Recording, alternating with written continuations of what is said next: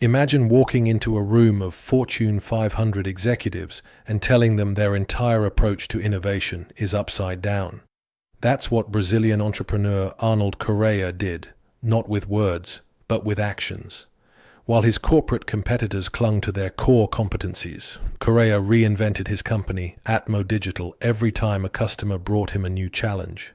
When a client needed in-store TV systems or even satellite technology, Correa's answer was always, "Yes, we can," even when those requests fell far outside his original expertise. Most large companies would have said no to these opportunities, constrained by internal silos and a rigid focus on existing products. Correa's willingness to adapt, by putting customer problems ahead of his own business boundaries, allowed him to outmaneuver much larger rivals. This mindset is at the heart of unlocking real business growth. But if so many leaders see the value in customer-driven innovation, why do established companies struggle to break free from the product-first trap?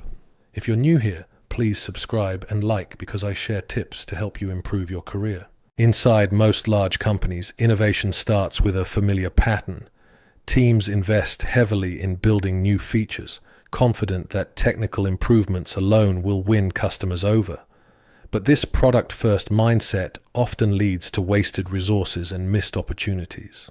Corporate innovation projects routinely prioritize what's feasible to build instead of what's actually needed in the market. The result? Products that look impressive on paper but fail to address genuine customer frustrations. A closer look at the way big organizations operate reveals why this happens. Traditional business strategy emphasizes sticking to core competencies and optimizing existing products. This approach can make companies resistant to exploring new markets or solving problems that fall outside their established expertise. Corporate approval processes and internal metrics reinforce this bias. Success is measured by patents filed or features added, not by the number of customer problems solved. Even iconic brands fall into this trap. Kodak invented the digital camera in 1975 but shelved it to protect film revenues, missing a seismic shift in consumer behavior. Meanwhile, startups and entrepreneurs, unburdened by legacy thinking, launch simpler and more relevant solutions that capture emerging markets, segments that established players often ignore. The product-first trap isn't just about missing out on disruptive technology. It's about failing to see the real problems customers face. When companies focus on improving what they already make, they overlook the unspoken frustrations that drive true demand. Warby Parker's founders, for example, built their business by recognizing that customers felt anxious about frame pricing, an issue traditional eyewear giants never addressed. These overlooked pain points are where real innovation happens. Organizations with vast resources and data still fall short because their systems reward incremental change and predictability over bold, problem-driven solutions. Stock markets reinforce this, prioritizing steady growth over the risk of breakthrough ideas. But the companies that break out of this cycle do so by shifting their focus from products to problems. One striking example comes from the world of surgical tools, where a founder's willingness to question assumptions led to an unexpected breakthrough. If you're finding this helpful, please subscribe and like because it helps us create content that matters to you. Also, if you want to take your skills further, check out our executive education and executive coaching programs at execbeat.com. The problem-first advantage lies in uncovering needs that customers themselves may not articulate. Jonathan Thorne's journey illustrates this clearly. He started by designing improved surgical forceps for plastic surgeons, aiming to address the frustration of tools sticking to tissue during procedures. While this seemed like the most pressing pain point, growth plateaued after 2 years. Thorne realized he needed to look deeper, not just at what customers said, but at what they experienced.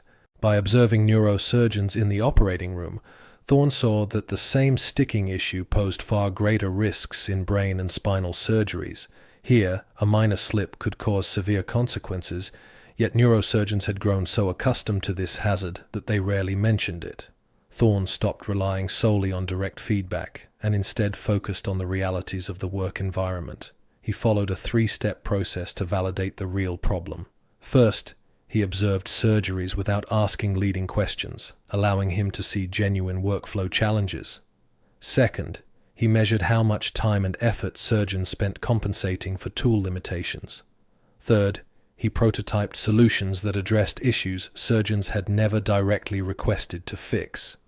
Through this process, Thorne discovered what psychologists refer to as invisible burdens, inefficiencies and risks that professionals simply accept as part of their job. Thorne's breakthrough came when he developed a new forceps design using a silver-nickel alloy, which significantly reduced tissue adhesion. This led to fewer unintended tears and shorter procedure times, making a measurable difference in critical surgeries. His approach demonstrates that real innovation comes from solving problems customers have learned to tolerate, not just refining existing products. Even in large enterprises, teams can overlook these invisible burdens because they rely on product-first metrics like feature counts or patent filings. Recognizing and addressing unspoken pain points creates opportunities that competitors miss. This brings us to a crucial distinction, one that separates true problem solvers from those who simply push products. Instead, focus on the core question.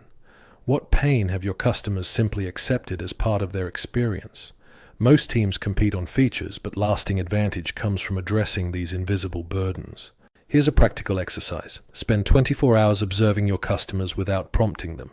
Document every workaround, quick fix, or moment of resignation you notice. These details often reveal where meaningful innovation starts.